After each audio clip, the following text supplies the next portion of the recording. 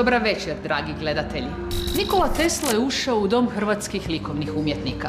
Izložba Nikola Tesla, Mind from the Future, na jedinstven način uvlači u svijet i našeg najvećeg znanstvenika. A sve je počelo dok se rađao. Bijesnila je oluja s grmljavinom koja je uplašila primalju. Biće dijete oluje, navodno je rekla. Ne, biće dijete svjetlosti, odgovorila je Teslina majka.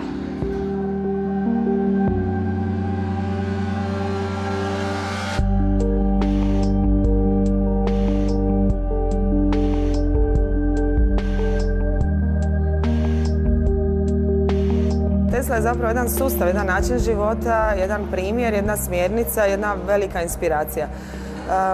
Ja volim na neki način u svakodnevnom životu biti okružena ljudima koji su bolji od mene. To me strašno nekako čini sigurnom i daje mi snagu da ovaj život ima smisla.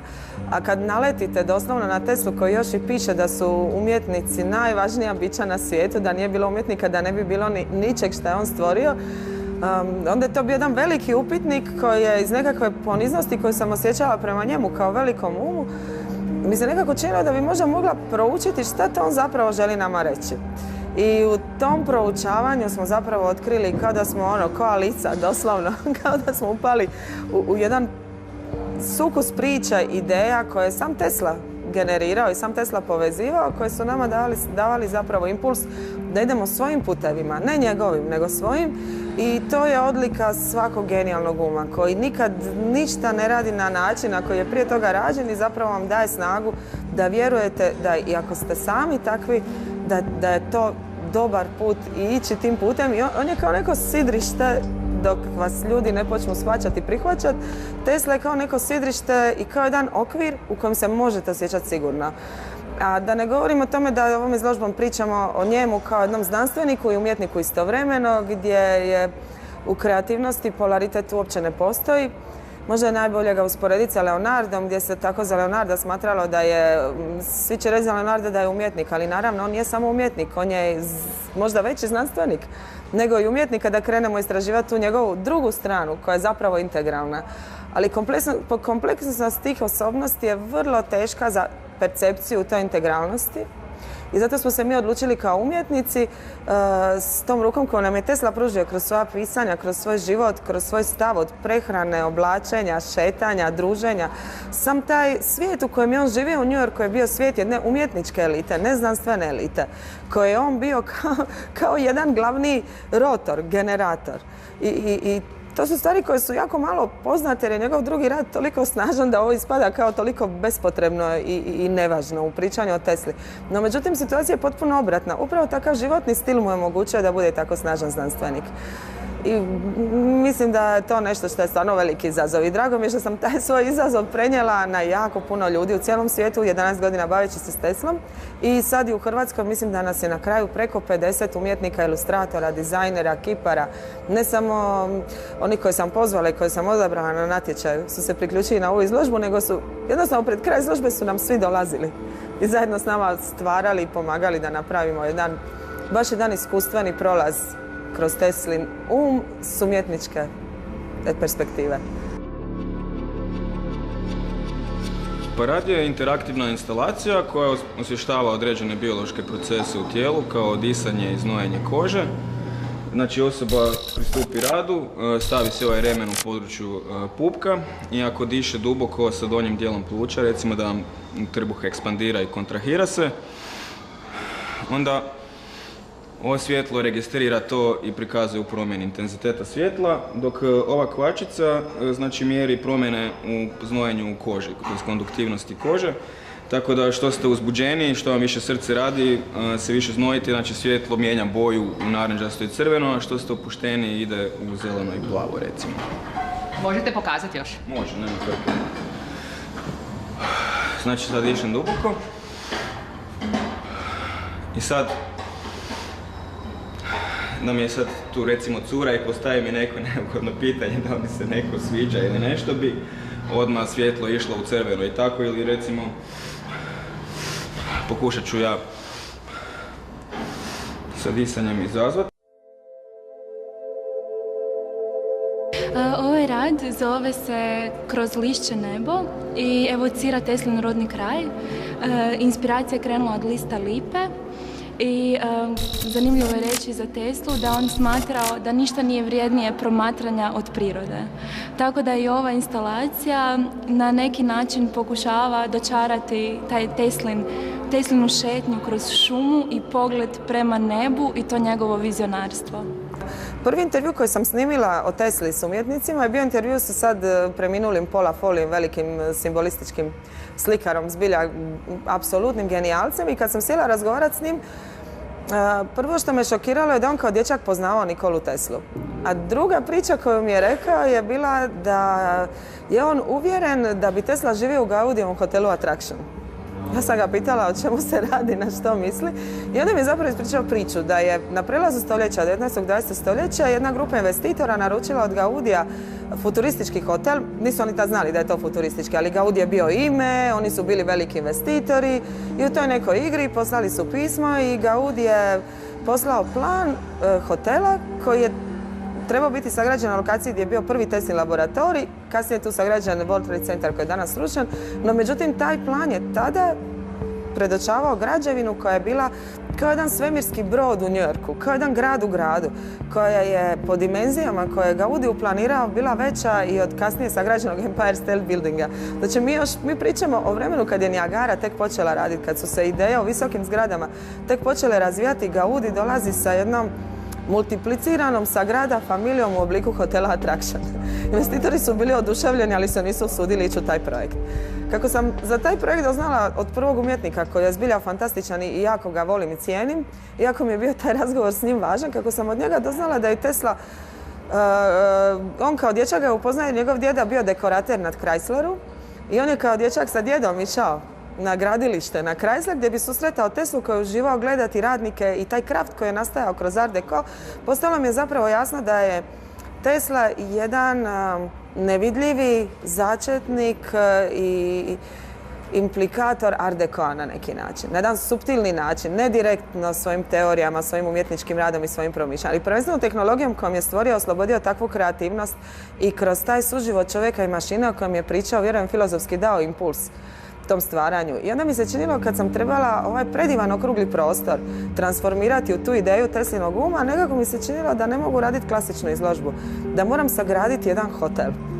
Ja sam svojoj kolegici Dinki Pavelić, jednoj briljantnoj konceptualnoj arhitektici koja se bavi projektiranjem ideja, dala ta 3 nacrta koja su sačuvana i u vlaku od Firence do Zagreba smo iskoncipirali nešto što me toliko oduševilo i kasnije izvedba koju smo napravili, koja čuva tu skicoznost, znači pokazuje tu nematerijalnost ideje, mi je bilo jedno posebno iskustvo rada. I mislim da za onako nekako inspirativno možemo zbilja reći da smo napravili od džamije jedan hotel Attraction u kojem smo mi umjetnici atrakcija života i ovog vremena u kojem smo sa posjetiteljima.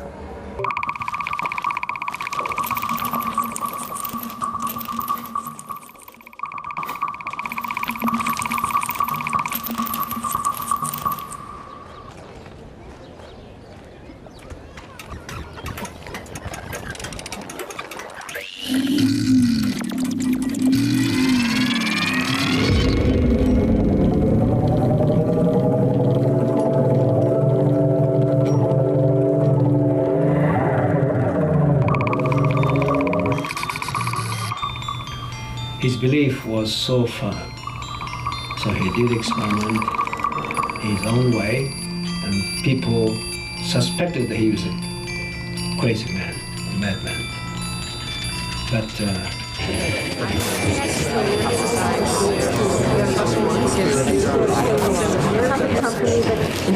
I was like Tesla. He didn't want to work for Edison. He wanted to do his own thing. I wanted to do my own thing, and I was searching and.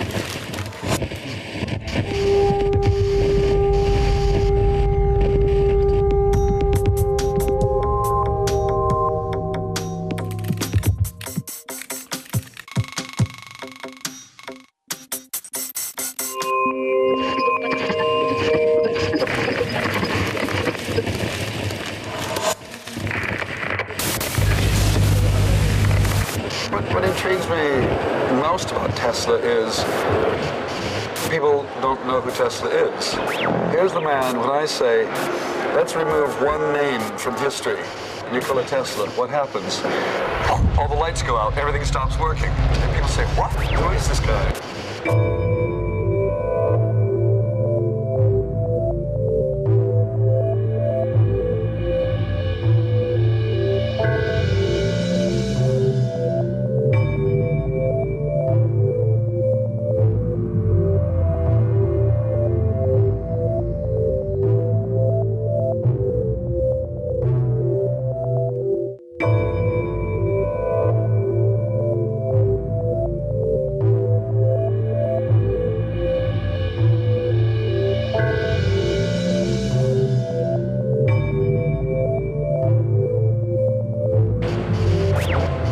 So that's, with the Tesla is always on the border of magic, it's like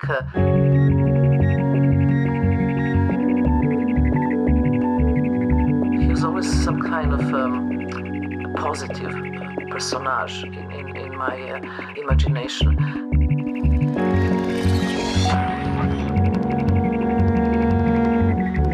I think that primarily the one thing about him that most inspires me is how he thought that no matter what you did in your life, if you were an engineer or, a ditch digger or whatever, that everything could be done also as an artist or as a poet, that you could be an engineer and be many other things. I was, of course, inspired by him in that sense, but my idea is beyond that because I wanted to set up or establish a space civilization.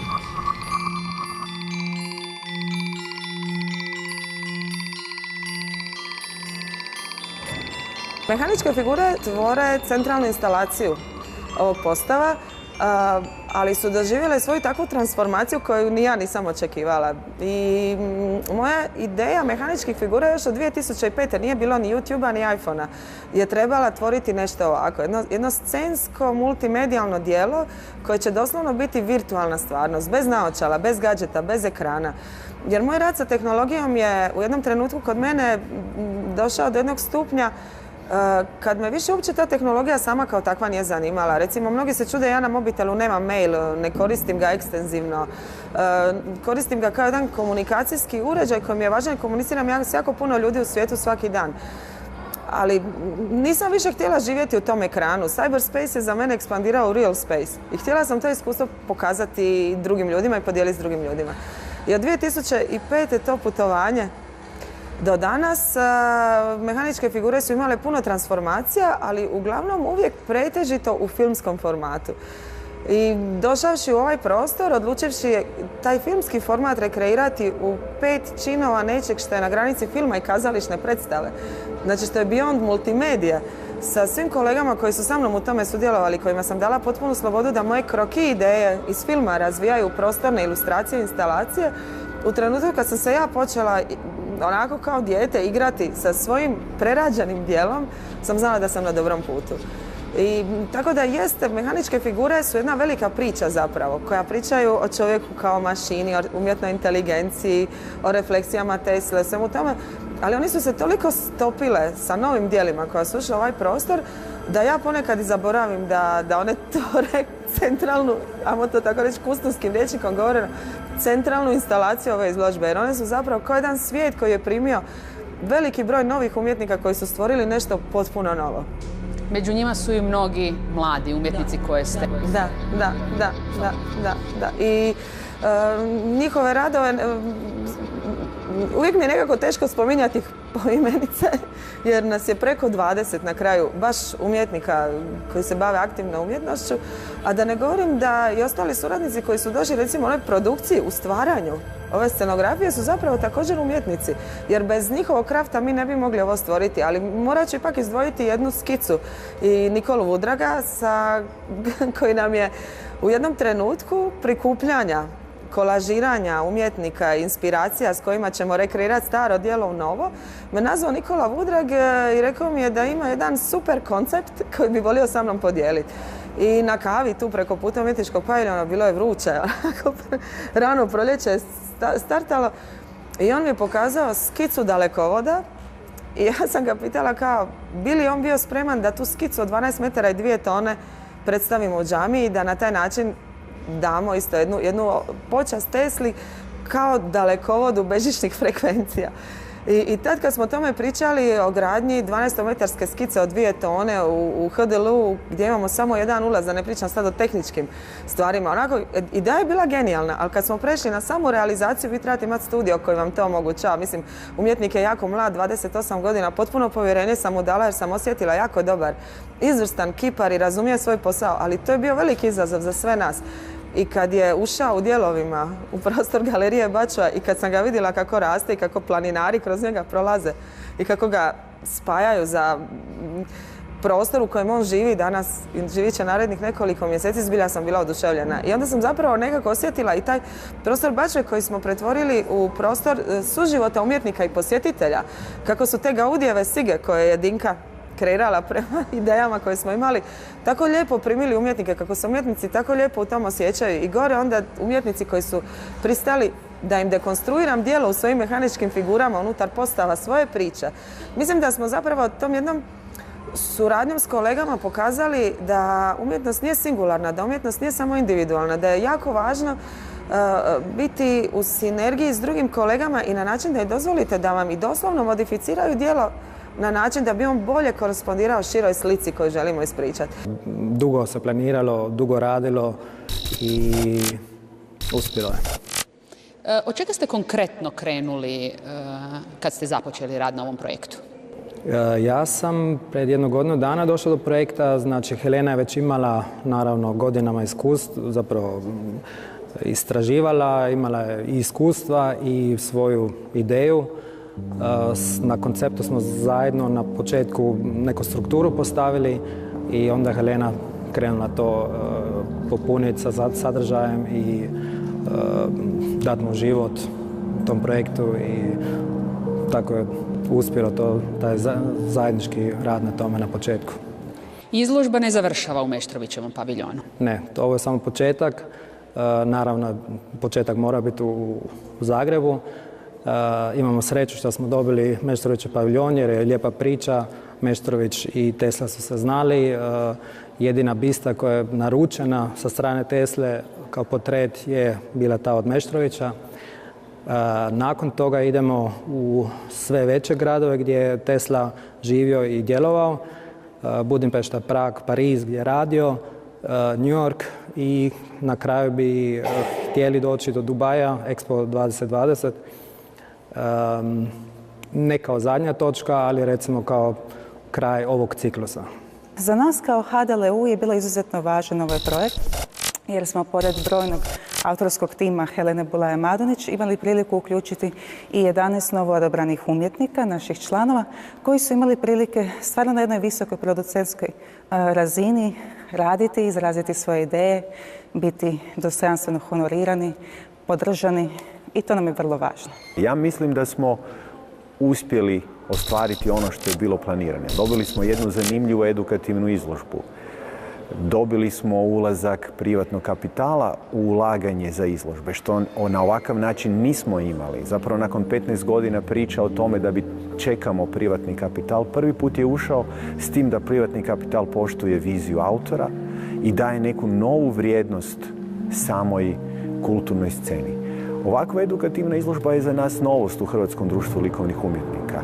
Posebno smo sretni zato jer 11 naših umjetnika aktivno sudjeluje u samom oblikovanju izložbe, a čitav niz drugih umjetnika je sudjelovao u izradi ove opreme, ove scenografije za ovu izložbu.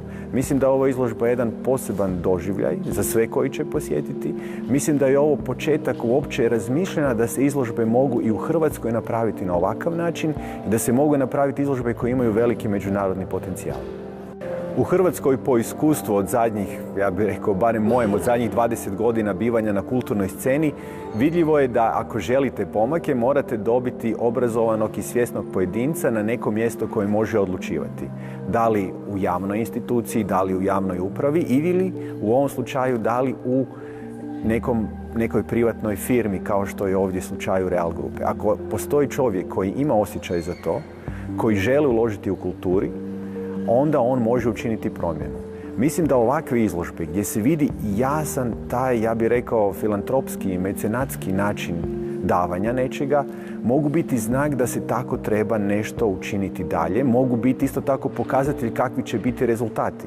Zapravo zaista su značajni kakvi će biti rezultati cjelokupnog ovog procesa od 3 mjeseca, jer to će biti sigurno znak i za druge ulagače, da je to prostor koji može donijeti promjenu i u gospodarstvu, ali uopće o tome shvaćanju Hrvatske kao ne samo zemlje na rubu Europske unije zbog svoje veličine, nego zemlje koja ima svoj potencijal, koja ima svoje kulturno nasljeđe i koje ima neke nove stvari koje mogu se ugraditi u budućnost i Europe, pa onda i šire i cijelog svijeta.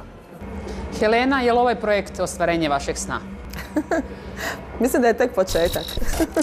Prije bih rekla da je tek početak, jer dovršavajući izložbu već je vidim u puno drugih formata. I to je zbilja predivno. Mislim, ne mogu reći da je ostvarenje mog sna, jer sam premlada. I hoću još sanjati i želim da svi koji smo zajedno ovdje radili, da ako možemo nastavimo zajedno još neko vrijeme. Jer mislim da smo tek otvorili jednu lijepu priču koja je ispred nas. Mislim da nema ni jednog dubljeg ispunjenja koje može obuzeti ljudsko srce kao osjećaj izumitelja kada vidi da se njegove ideje ostvaruju. Takvi osjećaji navedu čovjeka da zaboravi na hranu, spavanje, prijatelje, ljubav, sve. Dragi gledatelji, dođite u Meštrovićev paviljon i uvjerite se u ove Tesline riječi.